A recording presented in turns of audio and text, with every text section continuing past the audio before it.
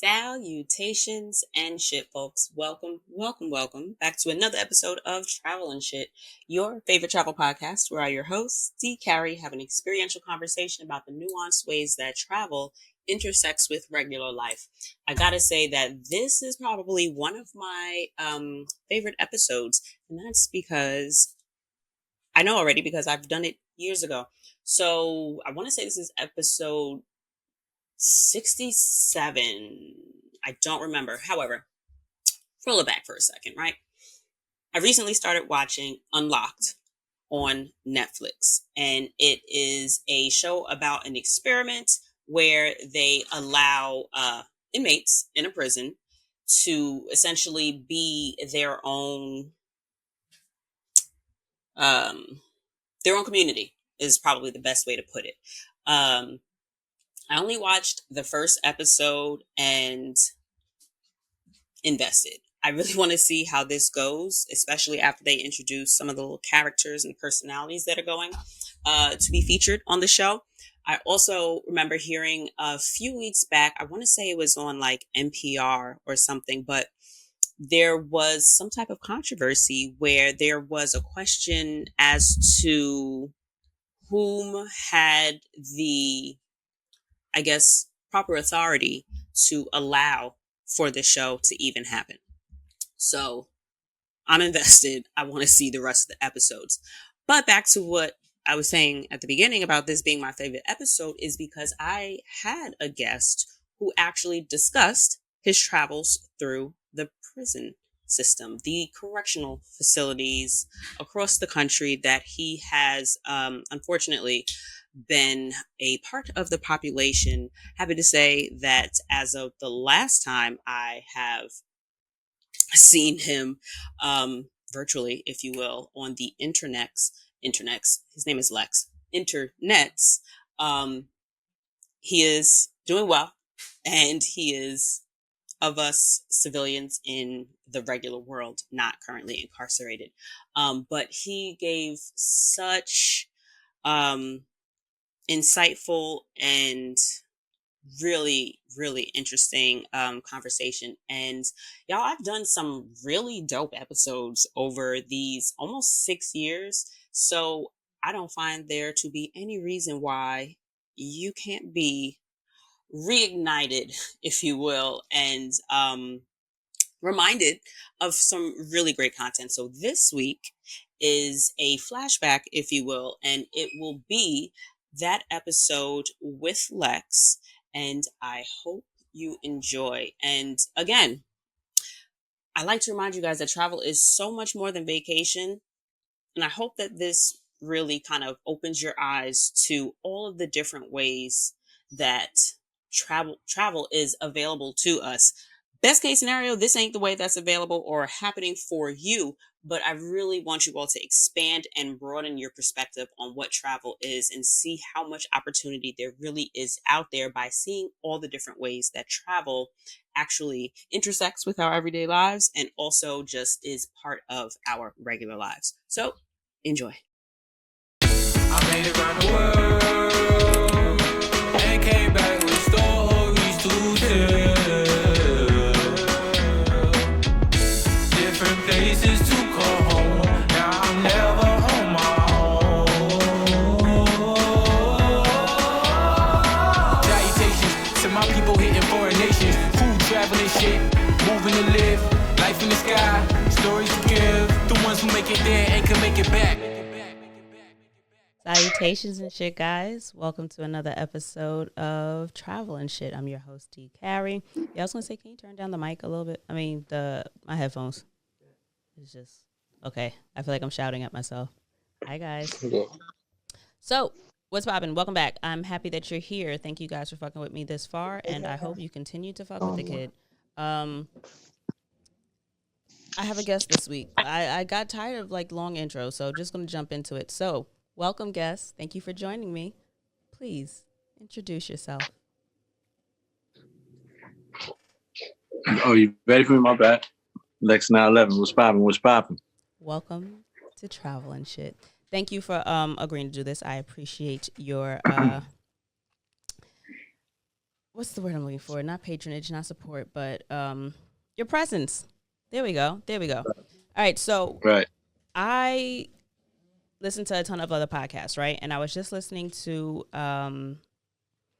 what was it? Snap Judgment. On Snap Judgment, there was one episode where they were talking to a bunch of guys that came out of San Quentin, and I was like, damn, these niggas got like incredible stories.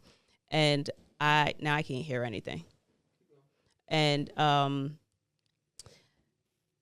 I had a bunch of questions that I knew I personally wanted to ask myself of people that have been in jail, because I feel like travel is not necessarily one of those things that should or can be like confined to an individual realm of like vacation or luxury. Like there are many different tiers to travel. Like there are different tiers to love. Like there are different types of love. I feel like there are different types of travel. So I was wondering, I wonder what it's like to actually travel through the prison system. And lo and behold, Shaw came through for the kid and had someone I could talk to about it. And here we are. Right. So Right. let's start with an introduction. Who the fuck are you? Well, I'm a Queens-based artist, Lexx 911. Been around for a little bit.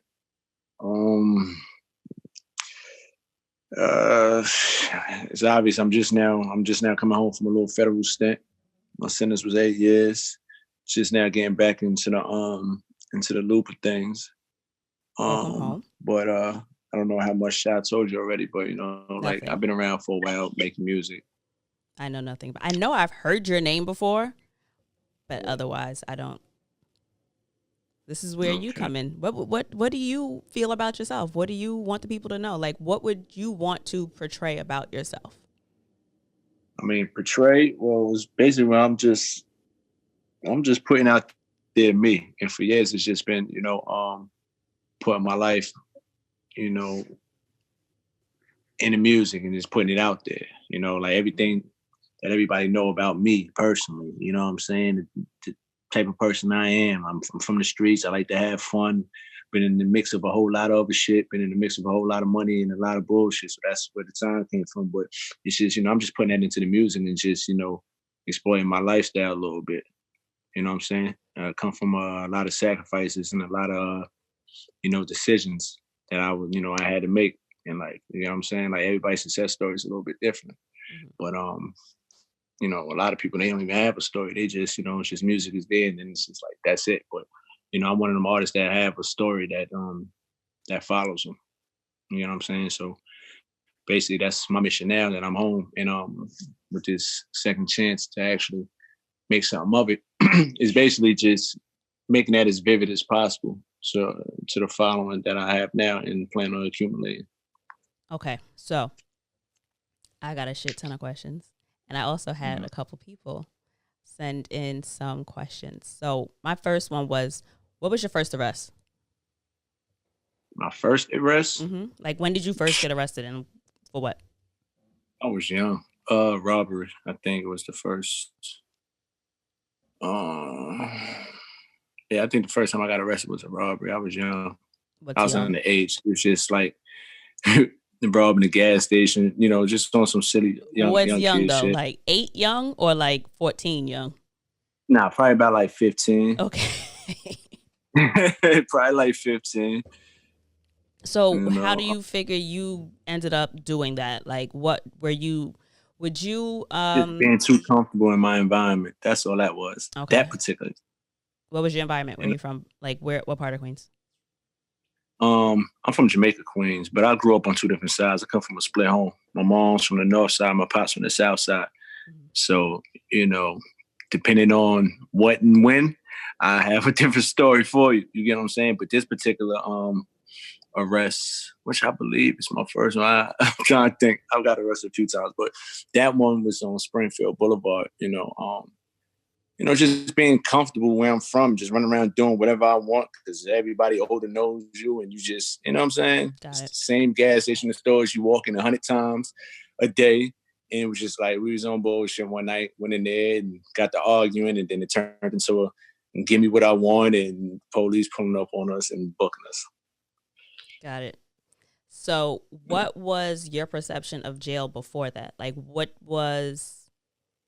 did you think of it? Was it something that you were ever afraid of, worried about? Did you consider that you would go to jail? Did it pose as like something? That ain't never been in my mind. I don't think that ever really plays too much in anybody's mind. What You know what I'm doesn't? saying? Being Like, you afraid don't to go to sit there jail, and just or make up and imagine, you know, what your situation would be like in prison. I know for me, I haven't. I've never even thought about it. No matter how much I put myself out there at risk, I never thought about how prison was going to be for me. You know what I'm saying? Do you mean that in the sense of you never thought you would get caught and go to jail, or you just never thought? It's always a chance, but it's just I never wasted energy on thinking how my life would be in prison. I just never cared to think of that. Okay. You know, people say, "Yo, stack for a rainy day." I was one of the people that didn't give a fuck about a rainy day. You know what I'm saying? I didn't plan to fail. If I'm gonna do something, I'm gonna do it and get away with it. Like, I got away with a lot of shit in my life. You know what I'm saying? Everybody But does. I've never, yeah, you know what I'm saying? So I just never like, damn, man. Like, I think when reality hit to the point where I knew I was going, then I thought about it differently. You know what I'm saying? But when I was young and just out there and getting in trouble, it was just like, I'm good. Like, even with that little robbery shit, like, I knew I wasn't going to jail. Okay. I was young. It was petty.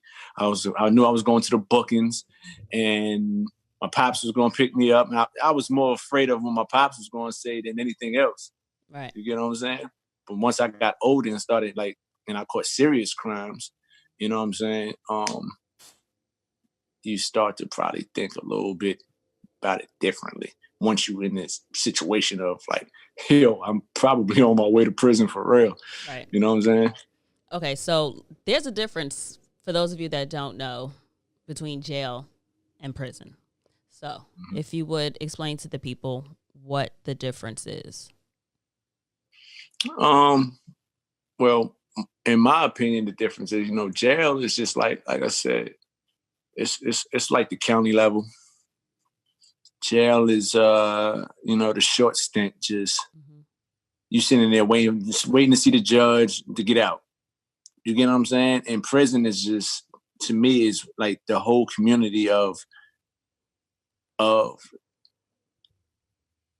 actual incarceration. Like, when you for one, you're sitting down for real time, and for two, it's the community. It's the environment and how it's structured. You get what I'm saying? Like, you have libraries, you have weight rooms, you have yards, you have mess halls, you have dorms, you have movement. It's police. It's different, because you can go to jail and it just be like, all right, you're stuck in this dorm for 8 months, no movements, no nothing. You know what I'm saying? Like, to me, like, in my opinion, that's the big difference. Prison to me is just like, this is the lifestyle. This is life. You know what I'm saying? Like, this is not a short stay. This is life, and get used to it. Get comfortable. Like, you're not just here to just sit still and do nothing. You're here to do this time and make something of it. So what's is there a layout difference in the two? Like, is jail, okay, so here's a good one. Is it like it looks on TV? Like, you see just a little cell. It's a bit like, if I used to watch Oz with my brother. And a lot of that shit is. Okay, so it's like a cell, 2 beds, toilet, sink, that's it. It depends. It depends. But that is definitely one of the structures of, some prisons. You know what I'm saying? Like, I was in the feds on this one. So it's just like, on different levels and different prisons, it's structured different. You might have a whole dorm with cubes, and it'd be 75 different people in there to 125 different people. Then you have some prisons that have rooms, and it might be a 6-man room, or it might be a 12-man room. It might be a 2-man room. And you also have the cells, where it's the 2-man room, like you said, the toilet and a shower and, bunk beds and shit like that. Do they essentially look the same? Like, from in terms of jail versus prison, do like the accommodations look the same? No. It's like, I did time on Rikers Island. And that 8 months I was on Rikers Island seemed almost longer than the 6 years of change I did in the feds, because it's just different. It's like you're just there in a big dome, and it's just nothing to do at all. Like you're stuck unless you got a job. You're just there, and you're just counting days. You get what I'm saying? It's miserable. That is Rikers Island is like, well, where I was on the island, because then there's different buildings, Right. And it's also a different structure there too, because you have some guys that got cells, and like I said, it's dorms and stuff like that. But yeah, it's definitely different. I ain't gonna lie, I prefer to do the bid the way I did than having to do that amount of time in in that kind of environment. So I guess you kind of answered the next question I had. Yeah, the first major difference you noticed between jail and prison, I'm assuming, like you said, would be like the communities, the way there's nothing to do versus actually something to do. Is there anything else to the way the community would be set up other than how it is, I guess, oriented in a way for you to do the time? Are the people different? Are the COs different? Are like the rules different? How does that work? Yeah, it is different. In my experience, when you go fed, you're around a whole bunch of people from different places, different cultural backgrounds, you got New York, you got Pennsylvania, you got California. You get mixed up compared to, if you go to state prison, 9 times out of 10, you in there with everybody that's from that state. That's, and you might find a few people that's from different places. So the mix up with people is different. The COs, it all depends where you're at. I've been to places to where the COs just hate you. You know what I'm saying? Like, I'm in the mountains. They just hate you. It gets real. You can feel the tension, the racial tension. Then, but when you go to Rikers Island, shit like that, it's everybody from the hood. You get what I'm saying? Like, I have a whole bunch of CEOs in my phone store right now because those are homies. You know what I'm saying? Like, graduated. They was like, they need a job. They took a test and got it, and now they working on the island. You get what I'm saying? So It's just like, it's guys just like us that works there. So it's different. Right. You know what I'm saying? But when you start going to like I said, my experience, when you're dealing with the feds and you're shipped all over the place, you deal with different type of people. People that's not familiar with who you are or where you're from. And just really, they just don't give a fuck. I was going to ask you. know what I'm saying? Why would they care? Because I say that because I've met some good people in prison who don't judge you because you in there because you're doing time. You get what I'm saying? Because of course, good people do fucked up shit. Yeah, at the end of the day, excluding the sick motherfuckers out there that's doing these wild, sick little crimes, but when you got majority of the system is filled up with guys that was trying to do for their families. Right. You know what I'm saying? A lot of situational. That's crimes. Where the politics is now.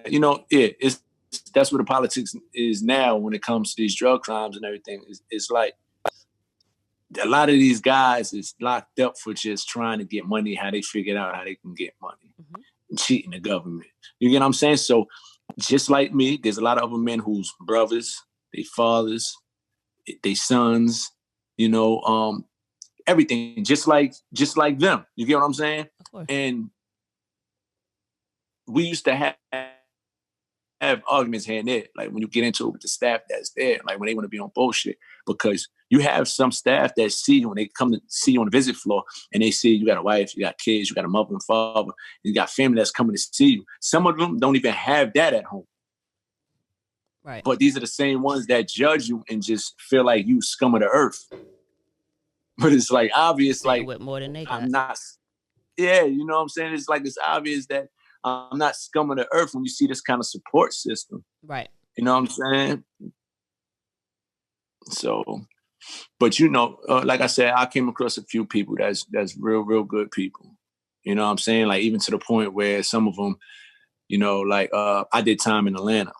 And when I passed through, you got a couple officers there that, when they kick it with you, they like you. And like for me, they like, yo, son, like you remind me a lot of my nephews and shit like that. So I know you're new to the city. So when you get out here, if you need a job or something, give me a call. You got guys like that. Right. CEOs like that. And they, like I said, you got the CEOs that just don't give a fuck. They walk around, they look at you funny. And just like how we go through the profiling on the streets and stop and frisk, that's how they do it on the compounds too. Right. With a lot of illegal shit and stuff that goes on the compound. So it's a whole nother world. It's a whole nother world. How did you end up going away for so long? This particular case, I got caught up in a conspiracy. There was multiple guys. And in my case, I was the least culprit. There wasn't too much on me at all, really. And it was just, I was basically trying to be used as the one to be able to give them information on what was going on. And I didn't. So I was forced to just take whatever it is that they wanted to give me. Right. Because, my case is public. So it's just like anybody be able to see it. But it's just like for that amount of money and to see how many times my name was actually mentioned and then compared to the amount of time I got, like, fuck out of here. You know what I'm saying? Like, that's what all the homies and everybody say, And I think Shati can even co-sign that, but I basically got caught up in a conspiracy, a money crime. And the way the time was handed down was my right hand co-defendant, who I was doing my music with, he ended up with 156 months. I ended up with 96 months. And I had another co-defendant that ended up with 77. And then there was another one who wound up getting, I think, 48 months. That's the only number I was able to break down into actual years. 48? Yeah. Yep. Yeah. So what's the longest span that you've done? That. Okay. How many different facilities? Was it across one facility or? No, I was in multiple facilities. And the feds is different. Like, when you're going through something that they call transit, you might make multiple stops before you get to where you're going to do your actual time. Okay. My case was out of North Carolina, so I sat in the county for about 10 North months. Carolina? Yeah, okay. In North Carolina. I sat in that county for about 10 months in North Carolina. And then once I was sentenced, I was shipped to Virginia. Spent about a week in Virginia. And then I was shipped to another place in Virginia. I was there for about 2 weeks. Then I went from that to Philadelphia. Then from Philadelphia, I went to Brooklyn. And between those two spots, I think I might have did a week in both of those places. Then I went back to Pennsylvania and I was there for about a month. Then I finally got to where I was doing my first, where I can unpack, I can unwind and move around that, the community I was telling you about. So it took me about 2 months to finally get to where I was doing my time at. Do they explain why you do that? Huh? Do they explain why they do that? Like, to me, that doesn't No, make sense, but I don't know if there's a reason. No, they don't never explain it, but everybody's situation is different because they got something called diesel therapy. Like, if there's something about you in the system and they feel like they need to get some get right out of you, you can spend a whole year on the road. Like, I used to crack jokes like, yeah, I'm on tour. You know what I'm saying? Like, because you'll be in one place for a month or two, then they ship you somewhere else. You there for about a month or two, then they ship you somewhere else. Then they ship you somewhere else, so where you're not getting comfortable. And they do that to break you down. Okay. You get what I'm saying? And then the feds, it's kind of like how you see it on TV, but then it's not like how you see it on TV. But they just think somebody's always up to something. So it's just like, man, if we just book them here and then take them straight to where he's going, it's easy to figure out. Somebody might try to break them out. So let's fly them around in circles and then finally get them to where they need to go. Oh, that was another question. So how do they transport you? Do you fly or do you ride a bus? Both. You fly and How do you fly? Like, just like a normal passenger? Are you cuffed? Like, how does that work? Cuffed. And then depending on your situation, you could be cuffed different. But me personally, I was cuffed at the ankles, cuffed around the waist, cuffed on the wrist. You wear paper suits. It doesn't matter what the weather is. I done been out there on that tarmac, 30 degrees in a snowstorm with a T-shirt on and socks. You get what I'm saying? Getting rained on. They don't care. Then they put you on a plane and the AC is booming and you in there shaking. And now it's a regular commercial flight? They got their Con Air. Okay. Interesting. It's not called Con Air, but we call it Con Air. It's not like they pulling up in the Delta or nothing like that. You know what I'm saying? You might pull up in a regular airport, but you'll pull up off to the side and then they have the flag on it, on a wing. I totally forgot Con Air was a movie. Yeah, exactly. It's kind of like that. Shit. Now I got this. Now I'm going to go back and watch the shit. I got weekend plans now. So when you did okay, but I'm conflating two questions. Part of it is the time that you spent moving around so much. It was all for the one case. Is that the only time you had been locked up before? Is that the only time you did like a long stint, or like had you done time before this one time? I've done jail time. I did 8 months on Rikers Island before. That was an old gun charge that I had back when I was younger. But other than that, I've had other cases to where I might have beat or had dropped down to no jail time and maybe had to just stay out of trouble for a year or so, whatever, wasted money. But that was definitely my bid. That was the bid, the Fed bid. You know what I'm saying? Okay. So I guess, which facility would you say was like the worst experience? Or did you have long enough time? Nobody likes the county. I spent a year in a box. I kind of count that as a location because it should. It might have not changed facilities, but it's an experience. So where were you in the box? I was in Pennsylvania. Pennsylvania was cool. See, my bid kind of worked out good for me. And like how prison guys talk, the terminology is like, yeah, you broke your bid up. Now, when I say I broke my bid up, it's because I was able to do little bit of time, multiple different ways. So my time was able to flow a little bit different. Like some people be like, yo, son, that time, I don't know how it felt for you, but that shit seemed like it flew by. And I'm like, no, I did. But you have your moments to where the shit seemed like it's taking forever. You know what I'm saying? But like I said, I did 10 months in the county. Then I went to Pennsylvania and I did about 2 years. Mine is, I guess, like 3 months in the box. But then at the end of those 2 years being there, I sat in their box for 11 months. And where? At the Pennsylvania? In Pennsylvania. So you were in the box 2 different times at 2 different locations? Yeah. Okay. Yeah, like within my first year at the prison I was at, I got booked for some bullshit. Got into it with police. And I did like close to 90 days. That was the first time I did it. Got out, everything's all good. And then from December 1st, 2015 to October 2016, I was in a box. That's in Pennsylvania. That's like a year. How the fuck you end up? Almost. What happened the second time? The second time, what it was, is a lot of politics in prison. I got caught up in the politics. I was well known there, and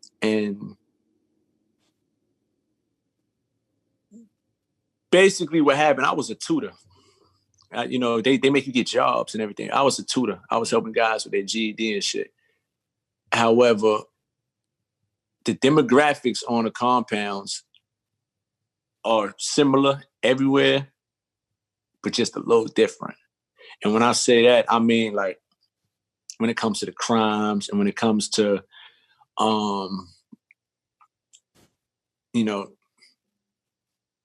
where everybody's from. That's the only thing that really changes. And on compounds in the feds, a lot of the guys with certain type of crimes have certain type of jobs. Okay. if that makes sense. You get what I'm saying? So the particular job I had, a lot of the child molesters, a lot of the trans, and a lot of the gay inmates have those type of jobs, right? The tutor jobs? So yeah, like the tutor, like anything tutor, library, landscaping. Okay. You know, and what happens is when you're in those position for those type of jobs, they're even trying to get you out of it, you know, or they're trying to be the ones that try to boss you around because they feel like those are supposed to be their jobs, if it makes sense to you. You get what I'm saying? Now, who is they? Other inmates or the group that I just named. The outliers, the LGBTQ and including the child molesters because they are child molesters, like the different, like necessarily the same because demographic. like certain groups of people just feel like certain jobs are supposed to be theirs. Got it. Okay, so they were trying to fuck with you because they didn't feel like you belonged in their group, if you will. Because none of them worked in the tutor circle that I worked in. Mm-hmm. So basically what happened, me and a couple other guys they was basically dropping notes. And dropping notes means somebody was telling the story, snitching, and putting it up underneath the warden's door. Mm-hmm. And long story short, basically, they were saying I had a relationship going on with female staff that was there, the woman that I was working for. So it started an investigation. So, and in that investigation, it's not like you can just do your time and then they come get you whenever they feel like questioning. You know, they put you in a box and they take forever to come sit down and tell you anything. And at the end of it, I didn't get written up for nothing. I just got shipped off to somewhere else because they had no facts on nothing. Oh. And everybody explains, like, look, this is what goes on this compound. And you got these guys that did this. Go get them. Why didn't I be investigated? You know what I'm saying? Right. So I basically had to deal with that. And it just complicated a lot for my time. But like I said, I had a lot of dudes like, oh, you was able to break up your time. Mm-hmm. So well, what exactly is the box? What exactly is the box? For somebody that doesn't know what the box is. The box is basically the shoe. That's just, you know, the solitary confinement. You know, you're in there with a bunk, maybe two. You might have a shower in there with a little sink, and it's 23-1.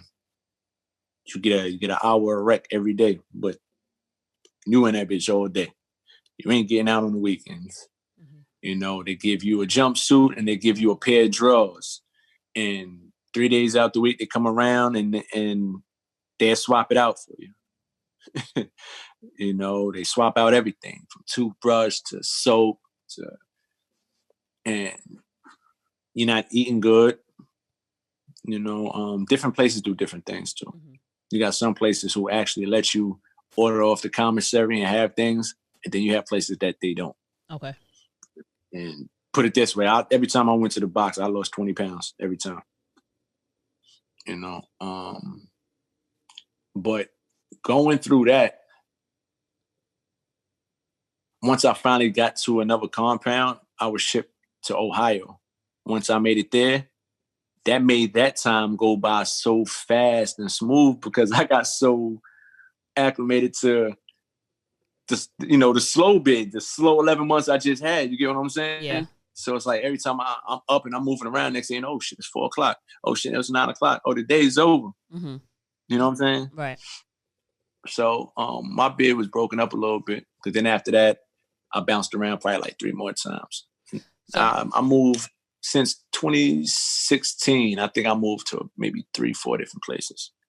So you had been in jail, well, in prison for what, like a year before you ended up going to the box? Or at least for the long extended time that you had done it. The long time, I say 2 years, because I got locked up. I left January 2013, and December 1st, 2015 is when that long stint started. So how much time? So you had spent the 8 months in Rikers, and then you had spent the No, not. What you mean on this bit? I think. The 8 months. The Well, 8 the months 8 months on was Rikers separate. That was yeah. that was the gun charge. That was a gun charge. Yeah, that was another thing. I spent the 10 months in the county. Right. And then I did the 2 months in transit, going to multiple different places. Mm-hmm. Then I finally got to Pennsylvania, December 2013. So basically, yeah, right on the head. I basically was on that compound for 2 years when I had to go to the box for a year. Okay. So my question to you is, you'd already had an experience of prison. Different areas, different types of experiences, if you will, but like you had already formulated, I guess, an opinion about it, right? Like you had a factual basis, like there was something with which you could gauge what the experience was, right? But Right. How do you think it? Because jail, prison, whatever, however you want to categorize it, I think changes a person to some extent. Not necessarily for the good, not necessarily for the bad, because everybody is different. But how do you think the two different types of experiences that you had while you were incarcerated affected you as a person? Like spending so much time by yourself. How do you think that affected your mental health, or how did that change you? Me personally, it didn't change much because I don't mind being a loner for one. Mm-hmm. You know, that's just me. I like my space. And I tried to stay on the positive side of that because I'm very cerebral anyway. You know what I'm saying? But I tried to keep it on the positive side by saying, you know, I needed this time to reflect and really put things in better perspective. Instead of allowing these people to try to put this in front of me as a punishment that I did something wrong, knowing I didn't. I sat there and looked at it like, I know I didn't do nothing wrong. So how can I use this time to figure out the things that I couldn't figure out with the distractions of being in the population? And me being a writer, that's around the time when I really started writing again. Mm-hmm.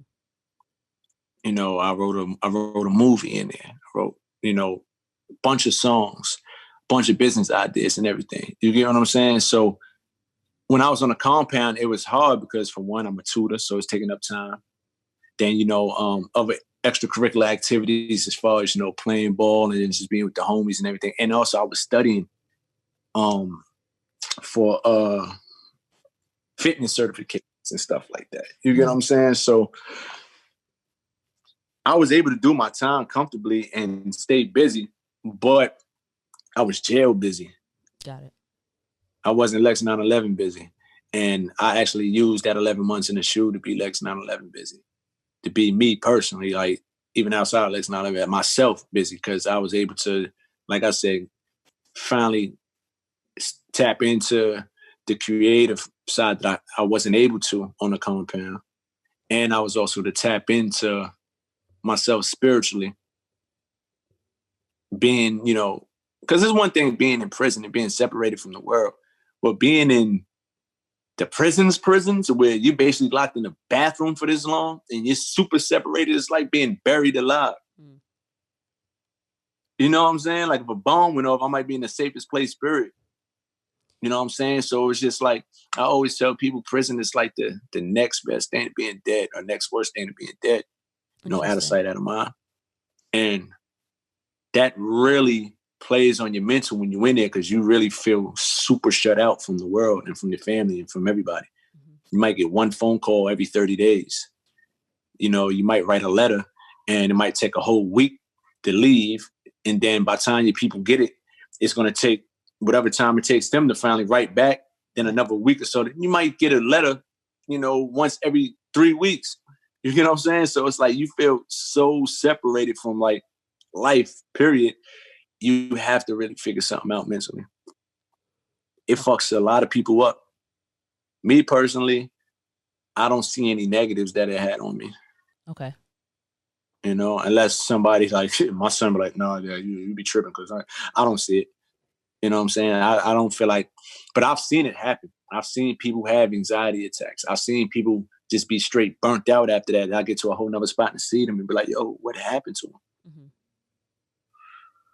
Because, you know, ain't no man supposed to be locked up and no shit like that. It's basically like a cage. So since you mentioned like communicating with like family and people outside, I'm gonna go to one of the questions somebody sent in. Did you have support from your family? Were they able to see you? For example, someone who is transferred upstate but is from the city and family can't access transportation. So what was your interaction with your family like, I guess, is what she's getting at. We stayed in touch. You know, you have the phone, but in the feds, you only have a certain amount of minutes you can use a month. Mm-hmm. Then you have an email that you also pay for too. And that is basically unlimited. As long as you have money on it, the email is charged by the amount of time. So we stayed in touch. As far as visits,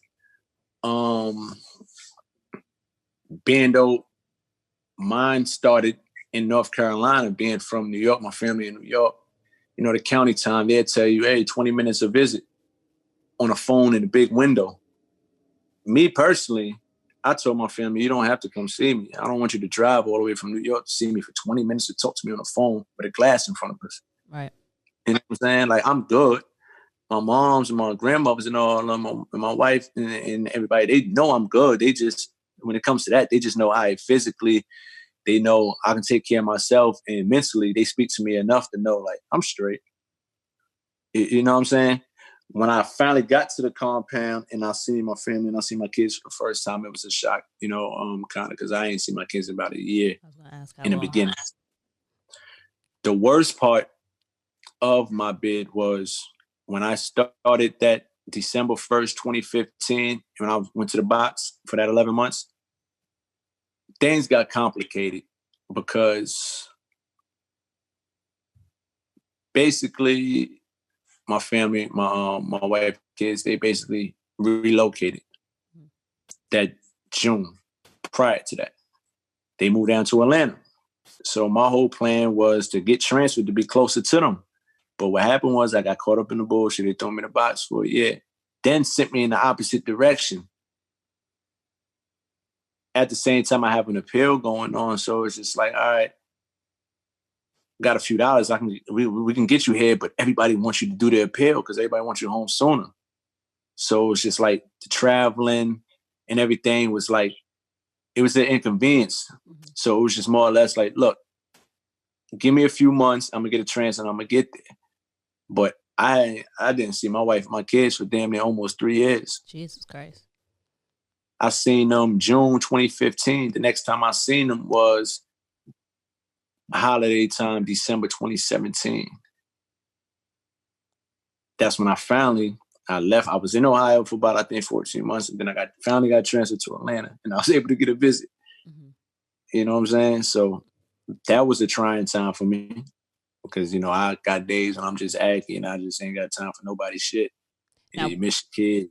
Was that before you did the box or no? Like, no, that was right after. Okay, so you were able to see them after you did the box?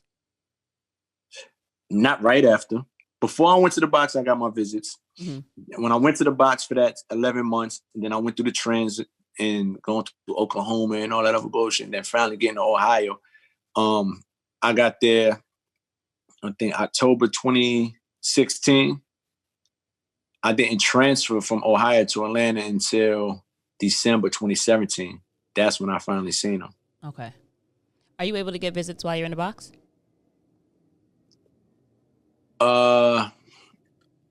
You are. Limited. Mm-hmm. Fed visits is like 6, 7, 8 hours or something like that. Okay. On the weekend. It'll probably be Friday, Saturday, Sunday, and on holidays. Mm-hmm. So when I got put in the box, they changed the visits for us.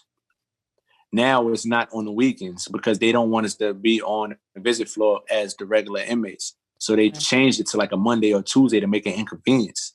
Right. So it's just like, how you expect me to get a visit if my wife is working and my kids is in school Of course. on these days? Intentional. And me, huh? That's intentional. That there's no other logic to that. They do that. And you got some dudes that don't care and they be on the phone like, you got to get up here, but I'm just not that dude. I'm not going to tell you to miss days from work knowing how much money I took off the table by being locked up. Mm-hmm.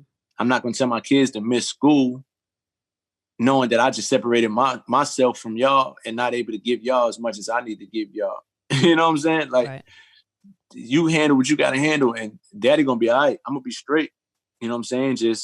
I just hope you understand what we're going through. And you can look at it like me and we know that, all right, soon we're going to see each other again. So that's where I was with my family. So, go ahead. You can finish your thought. Yeah, but that was the hardest part of my whole bit was that 2 years and a half and change when I didn't see him. So since you kind of brought it up, like, how do you discuss it with your kids? Like, how do you explain? Well, how old are your children, if you don't mind me asking? Well, right now my son is 18.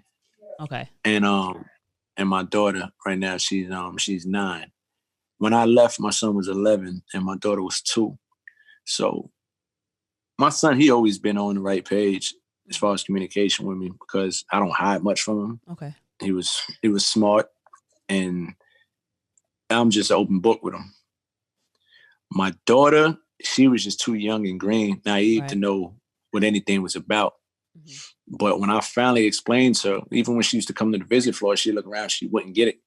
But I explained to her in 2017 what I was going on, because now she's about 7 years old. Mm-hmm. And it was just something simple. It was a simple conversation like, do you know the cops and robbers thing? And she's like, yeah. I said, all right, so what is the cops? What is the police? Oh, police people who arrest people. All right, who do they arrest? The bad guys. Okay, cool. And then what do they do with the bad guys? Oh, they put them in jail. Okay, cool. Basically, daddy was the bad guy. And the police arrested me and they put me away. So she goes from that to, what did you do? Mm-hmm. You know what I'm saying? Yeah. And like I said, I'm an open book for them. I was like, oh, well, daddy needed money and I took some money that wasn't mine. So, I had to, handle the consequences. And makes sense to me. It's crazy.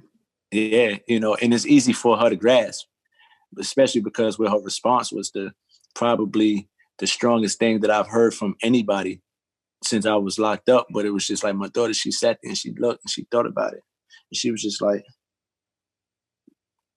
but we don't care about no money. You know what I'm saying? Mm-hmm. And if you just needed the money, why you just couldn't get it from mommy or grandma or something? You know what I'm saying? It was just the simplicity of a child's mind just always works because the simplicity in life is the way to go. Yeah. You know what I'm saying? It's just sucks how you get older and things become less simple. It's like we complicate things as we get older. And we do that to ourselves. Mm-hmm. You know what I'm saying? So it's like when I heard my daughter say that, I laughed and I was just like, it makes sense. But like if an adult would have told me that, I'm like, man, you don't shut the fuck up. You know what I'm saying? Get out of here. You know what I mean? Like, Shot can have conversations like this with me. You know what I mean? Shot like, yo, Lexx, man, I used to tell you. I'm like, yo, Shot, leave me alone, man. What the fuck you talking about, nigga? I need this bag. What do you mean? But when I hear that from her, it's just like, yeah, you're right. Next time I need some money, I'm going to ask my mom. You know what I'm saying? Like, because that beat's going out there and doing something stupid any day. You know what I'm saying? But I don't know. It's just funny. But like that was an ill conversation I had with her. So she kind of grasped that the best way possible. So, and then after that, things with communicating with her got a little bit easier. Mm-hmm. And it got a little bit tricky because now she got different type of questions. You know what I'm saying? Because there was one point when my daughter asked me why I didn't want to live with them no more. So that was kind of hard to, difficult to deal with because I had to explain to her, like, that's not what it is. I don't want you to think that daddy don't want to be there. Right. You know what I'm saying? Because she can get the whole cops and robbers thing, but a child that young would never understand but why you got to be away for so damn long? Right. You know what I'm saying? Like they get in trouble, they get punishment. And it's like a couple of days, no video games. It's down to third. Like, wait, what do you mean? Like you just disappeared for like wild years? Like it doesn't make any sense. Yeah, there's a certain difference, and that's where the kid logic don't really pay off because it's not that easy, even though it's to them that easy. Mm-hmm. Shit, the kids the kids is the soft spot. Even man, that was the hardest. Yeah, hardest part of my career. I don't even have any fucking kids. I got a dog, but I mean, I got there are children in my life that I do love and care about and cherish, and just like trying to just answer normal basic questions about things, you know what I mean? And it's just like the care you put into explaining something mundane. Like my pseudo goddaughter FaceTime me and we were talking about like adverbs and adjectives because she's like, I'm having trouble in English, blah, blah, blah. I was like, baby girl, I got you in English. We can talk about it. Math, I ain't the one. English, I got you. What's the deal? And so I'm trying to think about appropriate ways to explain things. And it's like you realize how unimportant it is when it comes to, people and families that have to explain drug addiction to kids, that have to explain, homelessness to children, that have to explain why one parent is home and one isn't, why your mother and father aren't married anymore, just shit like that. And it just, a lot of it puts shit in perspective. So I commend y'all to have these difficult conversations with kids. I don't know. Yeah, I still have them to this day. My daughter has something bright to ask me every day. Yeah, that shit can turn off. But what was the trial like for you? Well, I mean, really, it was just the county time. Nobody on my case, nobody went to trial. Okay. Like with the feds, they got a 97% winning rate. You get what I'm saying? Like they don't come to you unless they got enough to be like, all right, look, no matter what happens, this is what we got, and you're gonna have to face something. You know what I'm saying? My approach was a bit different. My approach was, well, y'all got what y'all got, so I'll see you there. I've had a co-defendant whose approach was, well, I can give you this. And, they wind up getting home a lot earlier. And then I had co-defendants who cared to try to explain. Me personally, I fucked up. This is what you got. It is what it is. It's no changing that no matter what I tell you. So I did not care to sit down with the police and even try to plead my side of the story, because all they're doing is trying to get you to say something that's going to implicate something on someone else. They're not talking to you to try to help you. If they cared, they would have never arrested you. They'd have pulled up to your house and had to sit down and let you know, like, hey, look, listen, we know you're committing crimes, but we don't want to take you to jail. So tighten up. But that's not what they're doing. Right. Once they got you, all right, what can we get out of this? Can we get others?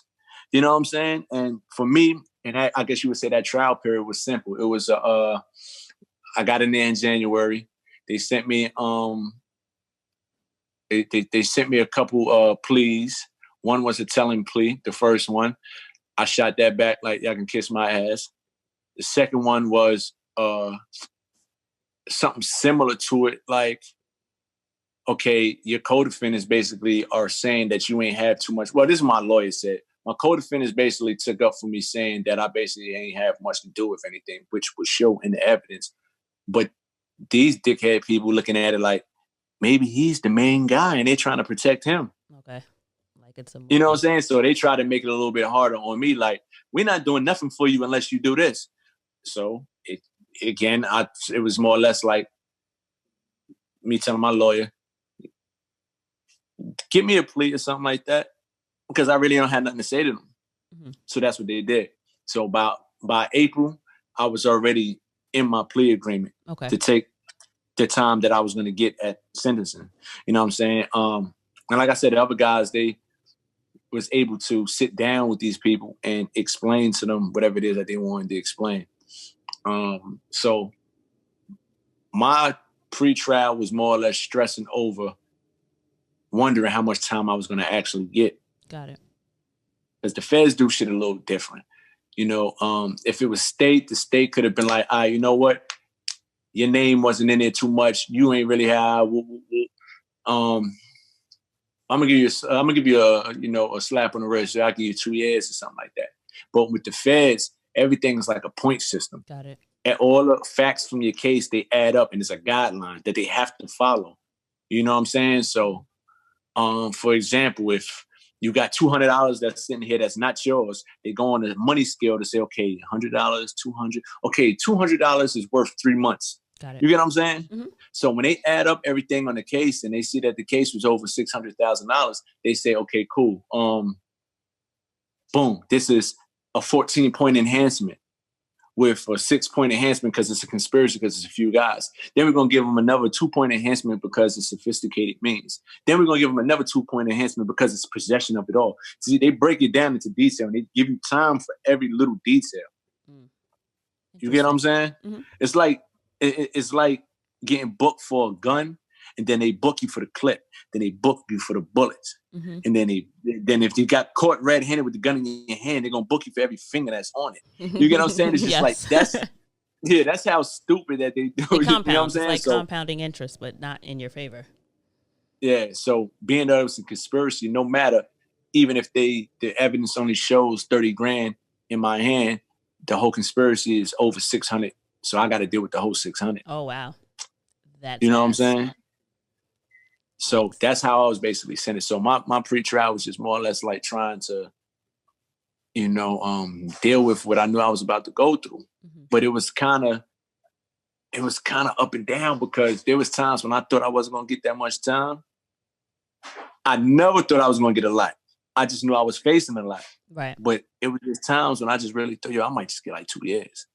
You know what I'm saying? Oh shit, my max, I might get 5, and I already did 1. So you only got to do 85% of your time. So I might only have another 2.5 years to do. This is how I'm thinking. But then when I got to trial and then seeing how they started sentencing everybody and everything, it was my turn to get sentenced. And they told me, 96 months. You know what I'm saying? Like, but it was what it was, because at the end of the day, I accepted my situation. Like, do you have any regrets in the way you handled it? Nah, not at all. That's the only way I could have handled it. So with all the moving that you did, right? Were there any culture changes traveling to different places, and like the way that people in those different areas were, like inmates and COs? Yeah, it's different. When I was in Pennsylvania, staff was racist as hell, and you could feel that energy. The inmates was pretty much the same. You had a whole bunch of people from Pittsburgh, Philly, New York, Ohio, Detroit.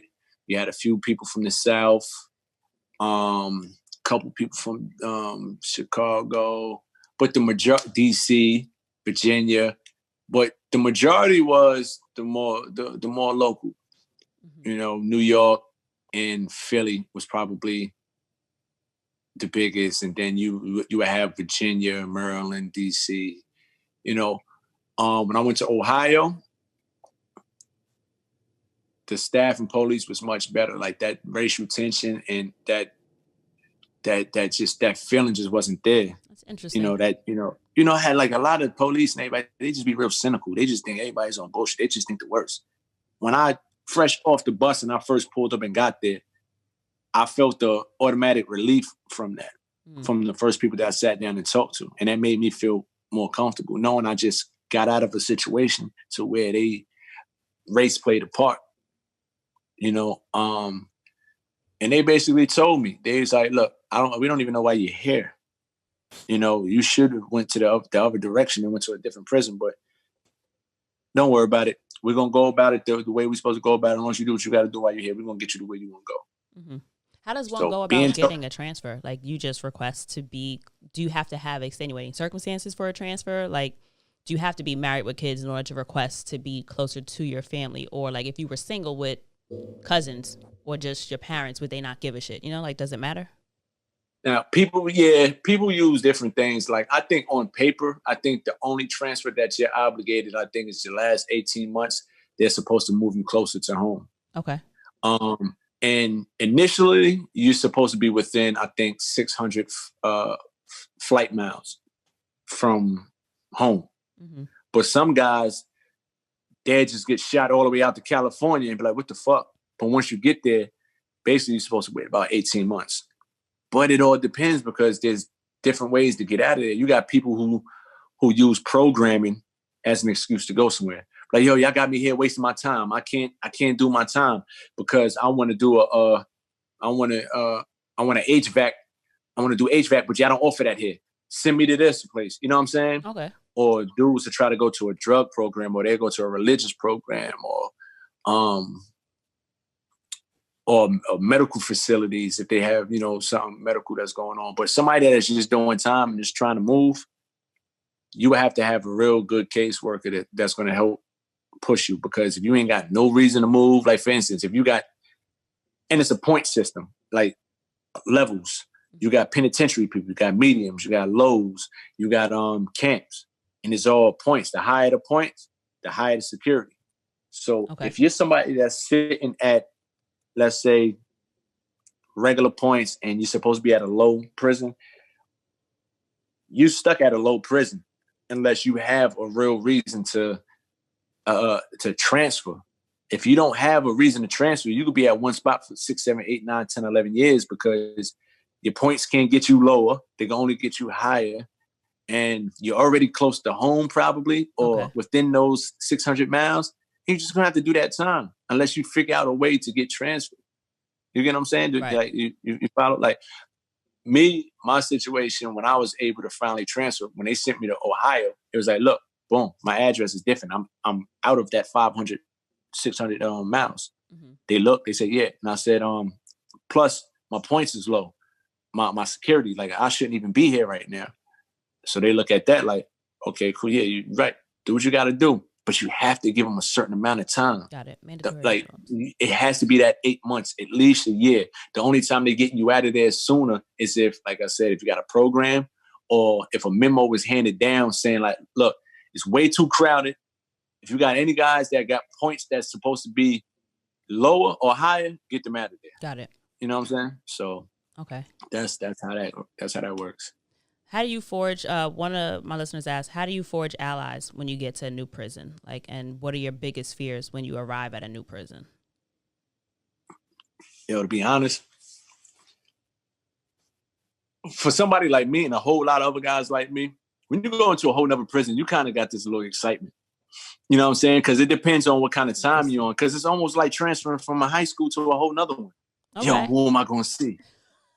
Like, I mean, really, that's how it is. Because once you get there, it's not stressful time. Like I said, everybody be on their own time. You got homies. Like, how they do it is demographically. Like, I mean, geographically. Okay. If you're from New York, and people from New York is gonna pull up on you like, "What's up?" Wherever you from, they call it cars. You know what I'm saying? Like, those are the people that's gonna be. If you're from Pittsburgh, the Pittsburgh people they're gonna pull up on you. They might have clothes for you, food, and everything for you to get right. But they only do that with people that they know that they're good, paperwork wise. They ain't telling nobody. They ain't on no funny time. Mm-hmm. If you on funny time, you in a whole class all by yourself. Nobody wants to deal with you. So how do they find all of that out? Because sometimes we got complete strangers. Like when I pulled up to my first spot, I was in a 6-man room. And when they found out where I was from, I had a North Carolina number. But as soon as somebody said something to me and they heard me, they said, "Oh, you from New York?" I'm like, "Yeah." "All right, yo, I'm going to let your homie know. He's right there." Boom. Told one person pulled up on me. "Yo, what's up, homie? You need something? Where you from?" "I'm from Queens." "Whoa. Oh, okay. This is your first spot?" I'm like, "Yeah." "All right, boom. This is how it goes. I got a bag for you. I'm going to bring you the bag. But we on paperwork time. So if you good on that and your paperwork straight, you take the bag, you straight." What's that mean? If your shit ain't right, just let niggas know from jump. Me personally, I didn't need no bag. But I took it because that was just the homie thing to do. And you ain't want to raise no flags on niggas even thinking you wasn't right. Mm-hmm. You know what I'm saying? But So I'm like, yeah, what give is me the all bag. that? I'm Like, straight. what's the bag mean? What's that? Huh? What's a bag? They giving you money A for bag commissary, is or they give you like a goodie they bag? give Is it like like me, like what they brought me a sweatsuit. Because when you get there, you only got a khaki suit and you got some China shoes, slippers or whatever. mm-hmm. You know what I'm saying? And a t-shirt. And the regular clothes they give you, brown tees and your khakis and heavy ass big Mario brother boots.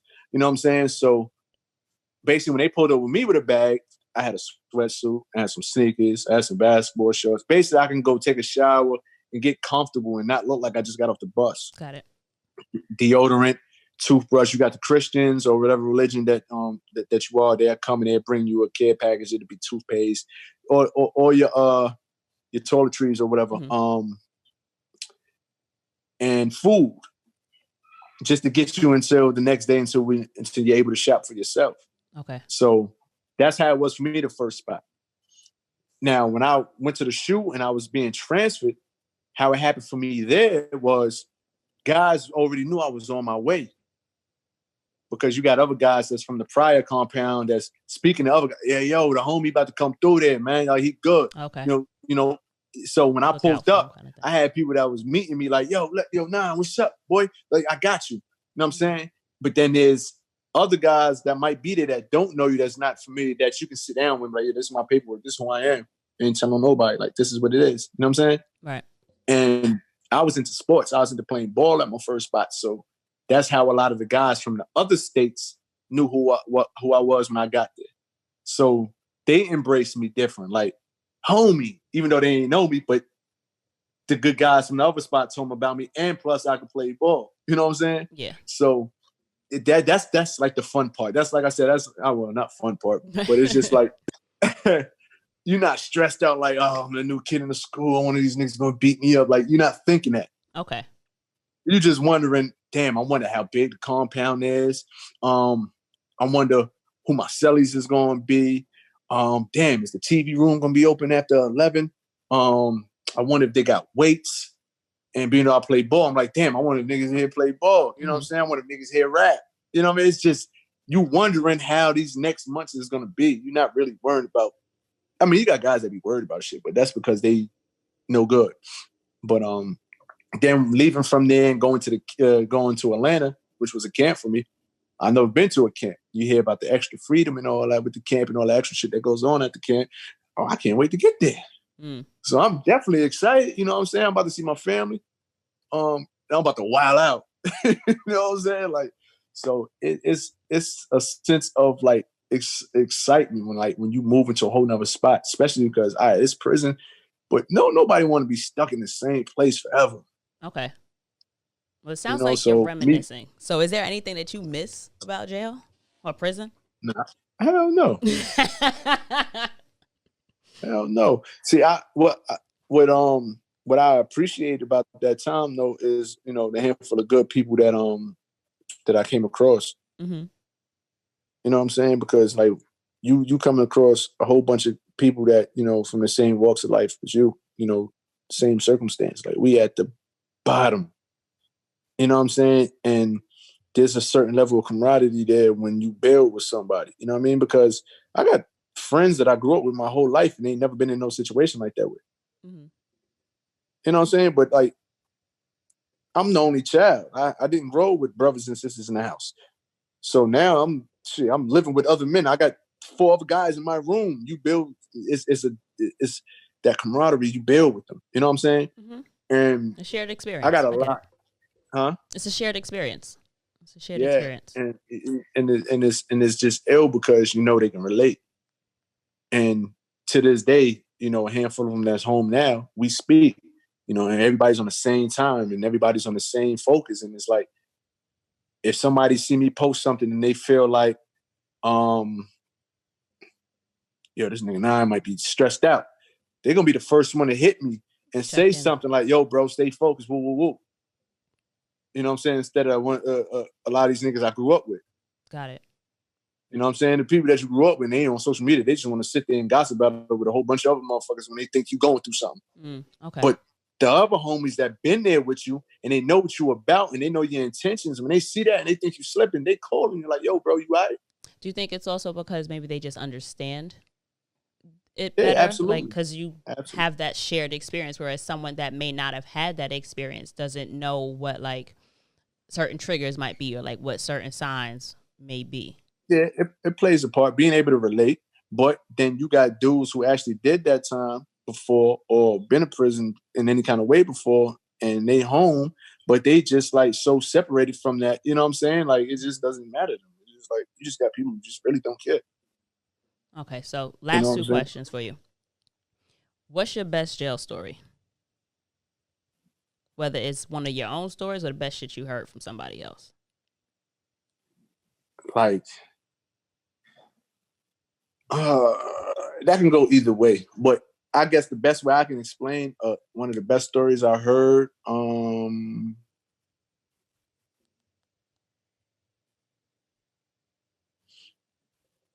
without exploiting what still goes on there, I think one of the best stories I heard was one of my guys, man. He older dude, he was sentenced to life, and you know, he kept his nose in them books, the legal books, and he learned the law, and he fought his case, and he fought it for years, and he went from having life to having 25 years, to breaking it down to being immediately released. Oh, wow.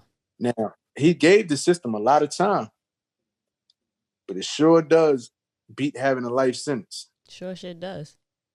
Yeah, especially when you and going through them years and you think you're never going to get home to your family, and then one day they just knock on your bunk or they call you to the office like, yo, get your shit, you're being released. You're like, what? And you're not expecting it. So I think all those stories is always the best, the release stories. What goes on in the compound and the extra perks that people get and the shit that they get away with, it's cool, but that's really only jail cool.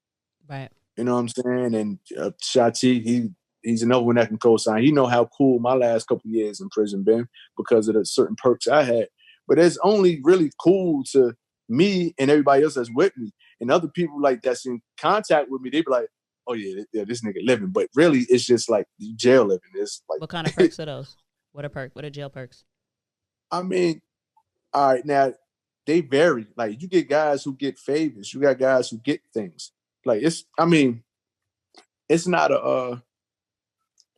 it ain't no secret. Everything that's on the streets is in prisons. Mm-hmm. From weapons to phones to food that you ain't supposed to have, clothes you ain't supposed to have, all that other shit. You know what I'm saying? So you just got some guys who actually be able to just, get certain things, and they do that.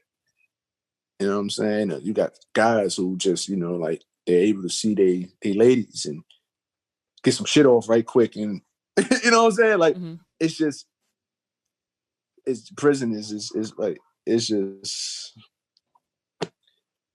I don't, like I said before I got to explain it, I really don't want to speak too much onto what still goes on. Copy. You know what I'm saying? So then the next question. Mm-hmm. So my last question for you is, everybody always asks, what message would you give to kids about being in jail? But I'm more curious, like, what would you tell other grown people about being in jail? Because you got grown people fucking up. You know what I mean? It's like, I feel like there are more interventions.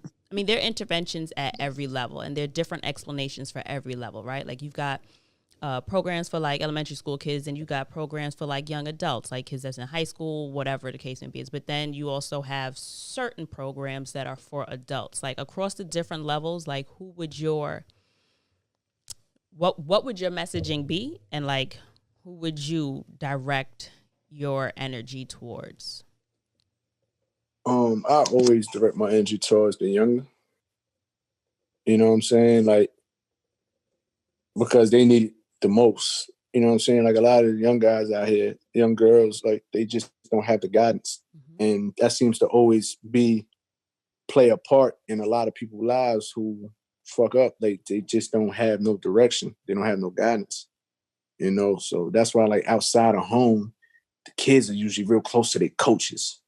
or they best teacher, shit like that, because they're getting the guidance and shit that they're not getting from at home. So I had a conversation with Erica 4 years ago. Mm-hmm. And she wanted me, to speak to the kids, and she wanted me to kind of put my hands on to like certain situations that was going on in the hood. But my stance on it was like just certain things I cannot touch and I just won't. Mm-hmm. But if we're talking about the kids, then I gotta do whatever it is you need me to do. You get what I'm saying? So my message will always be to the young and unguided is basically like, I can't tell you what to do and what not to do and tell you don't be out there and living whatever lifestyle you're living, but just know nothing lasts forever. Right. And whatever it is that you decide to do that comes with consequence, know that whatever it is that you decide to do comes with consequence, and just, be accountable for it. And always have a plan. You get what I'm saying? Mm-hmm. Because like, shit, truth be told, a lot of these cities been built off cocaine. A lot of these cities been built off illegal shit. You know what I'm saying? Like, fucking government is the most crookedest shit ever. You get what I'm saying? Right. But have a plan. Because if you don't have a plan, then you're going to be out there. You got dudes that's been hustling and selling weed for 30 years. It's obvious. That just don't make no sense. Right. Have a plan. If you're going to do this to get X amount of money to put into something a little bit more lucrative and straightforward, then do that. Don't just be out there just freelancing and then doing it and putting it out there, because when it comes to get you, it's a whole nother thing. You're going to lose family, you're going to lose friends, you're going to lose a whole lot. And some shit you can never gain back. Right. So my message was just, nothing lasts forever.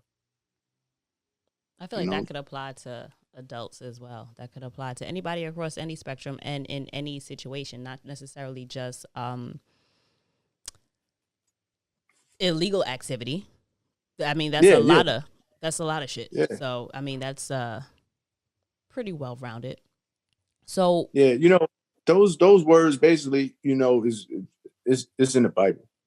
You know what I mean? And like I said, it always comes back to simplicity of life. Like, you can apply that to different areas, like you just said. Like, it doesn't have to be with crime and all that. And I don't mean to say it like, yo, if you're going to crime, just this, that. No, it just means period with life, because you could just be doing anything. You could be playing ball. You never know. You could be the best player in the city, but you tear your ACL or something like that, and you won't play ball never again, and you won't be getting this check that you've been dreaming about or been putting all your eggs in that batch. You know what I'm saying? So just kind of like always live life with securing yourself each step of the way. You go buy a car, you put insurance on it. You go buy a piece of jewelry, you put insurance on it. Put insurance on your life.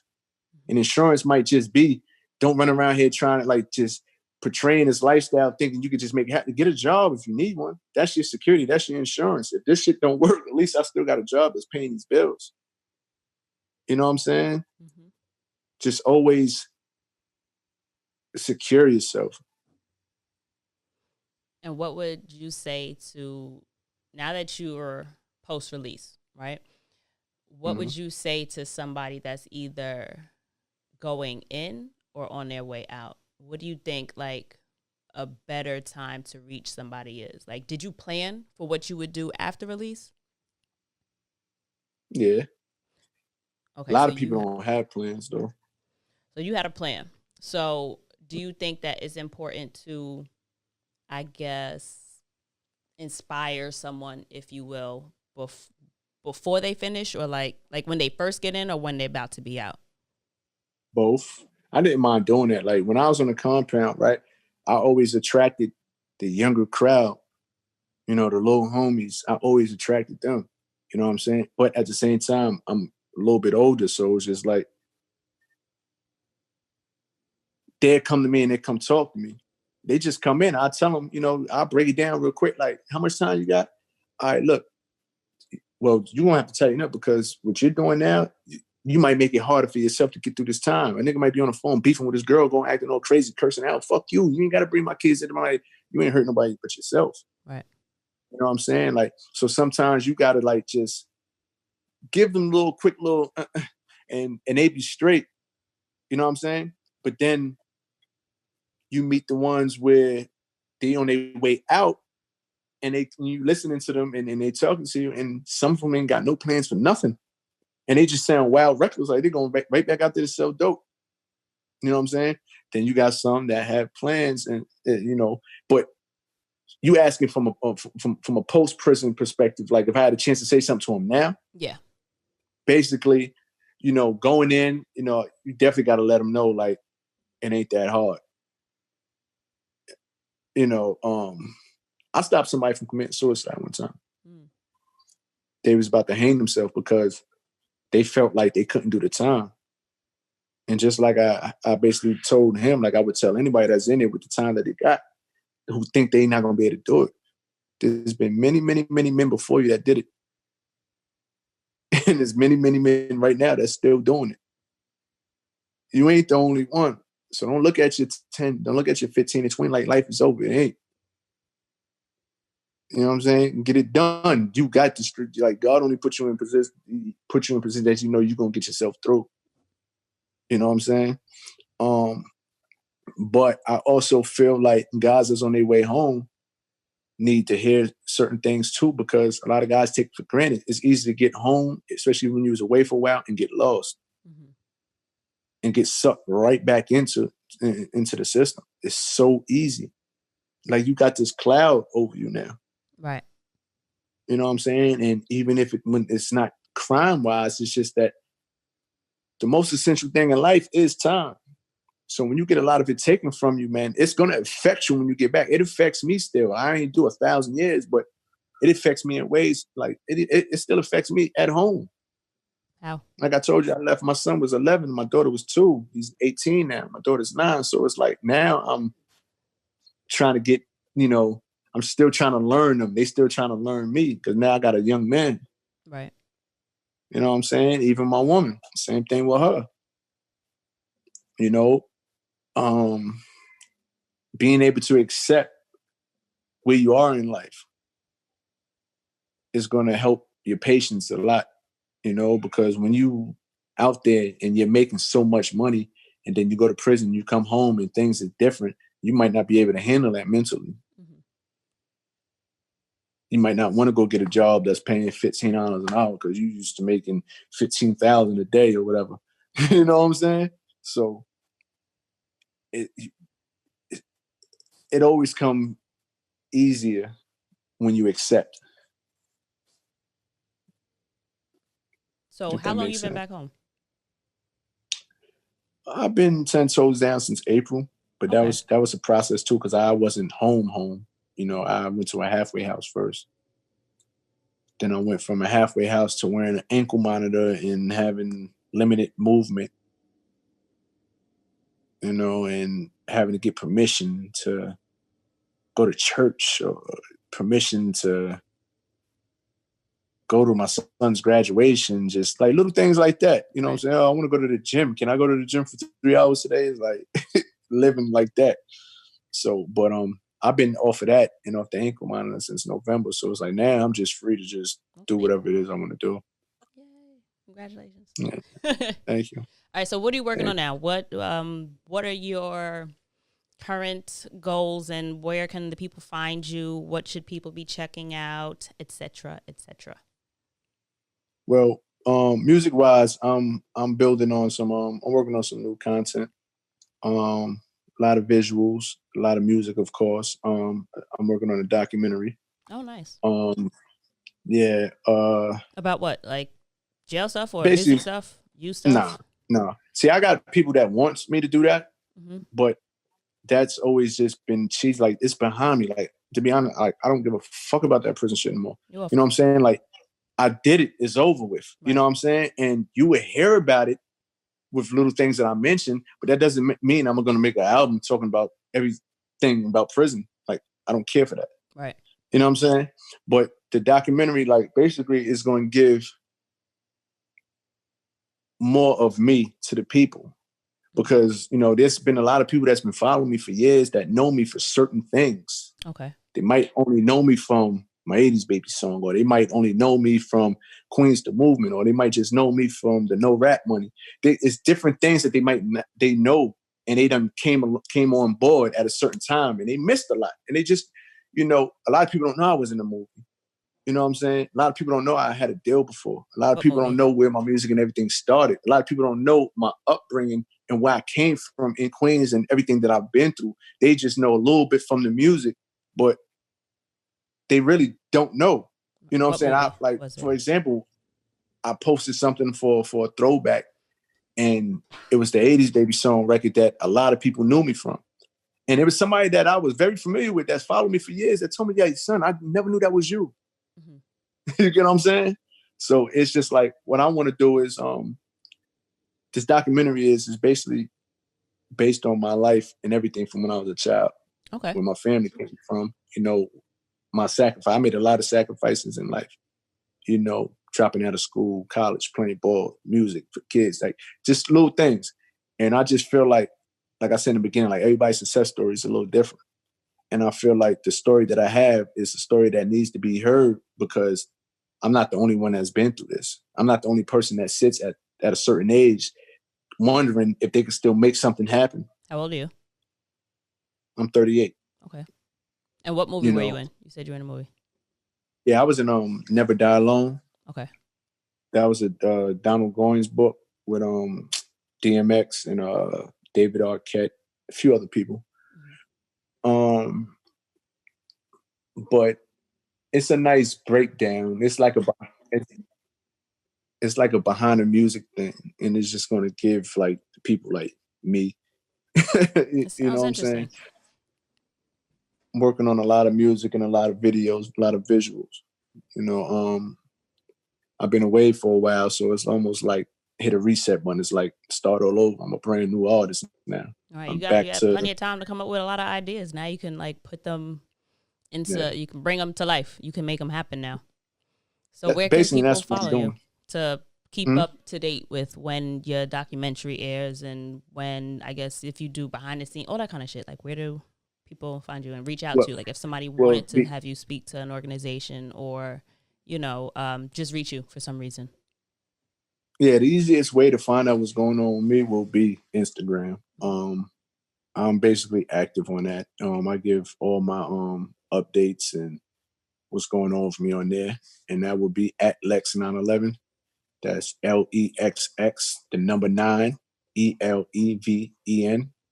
And that's the best way to find out anything. I think for anybody right now, that's the best way to reach out to your following and give them updates on what's going on with you. So yeah, you everybody will see when the music is coming, when the other projects is coming. Like I said, the documentary and a few other things that I'm working on. But that's basically that's my plan. Just everything that I was, visualizing on them long nights when I was away. Mm-hmm. I just want to, just bring it to fruition. Is the documentary the script you wrote, or is that something separate? No, that's something separate. That's something that I'm still trying to figure out what direction I want to go in. Okay. A couple people read it and they fell in love with it, and they said I should turn it into a book. But me, I want visuals. I'm such a. You could do both. Multiple streams of income. Don't cut it. Don't limit that shit. Let it do all of it. I totally get it, but it's just like how I want to present it and what do I want to push for first. You know what I'm saying? Like, you could do both, but what is going to be my approach? Like, what is going to be my direction initially on getting it done? I want to do the visuals of it for it. So that's something that I've been talking to one of my homies out there in Brooklyn. That I'm gonna go sit down and talk to when I'm in New York in the next couple of weeks, probably. Because he's in the middle of shooting a movie and everything now, so he's interested in it because he read it. I had people from Virginia, from Jersey, and Baltimore read it, and they were just like, "Yo, son, you got me feeling like I just sat in the car and drove through Queens with you." You know what I'm saying? So it's just like. And that script that I wrote is basically loosely based on the whole No Rap Money situation with me and my co-defendant. And everything that was going on with us leading up to prison. Okay. But it's like I said, it's loosely based, and the drama is added. The storyline is added to it with a whole bunch of other things that's going on. So it's real tough. So it seems like you're gonna have a lot actually happening, and I'm excited to see what comes of it. So I'm certain that there are other people who've been following you for a very long time that are very excited to see what it is you come out with next. Yeah. So thank you very much. Be fun. I appreciate you being on my podcast. I definitely think that entails a lot of travel. That's doing a lot, being in all those different places. So I appreciate you for spending your time with me here. Thank you again. I appreciate you for having me. All right. Talk to you later. All right. Thank you. Thank you again to Lexx for this episode of Traveling Shit. I'm your host. Don't forget that there are visuals. The visuals always drop the day before the audio. So if you are interested in seeing our conversation, you can also hear the podcast episode before it airs on Thursdays. Just go to dcarry or travelingshitpodcast.com, and or you could just go to my YouTube. Just search out Traveling Shit. Rocket science, guys. All right. Thank you for listening. I hope you guys enjoyed this episode. It is one that I very much so enjoyed myself. All right. See you next week. Bye.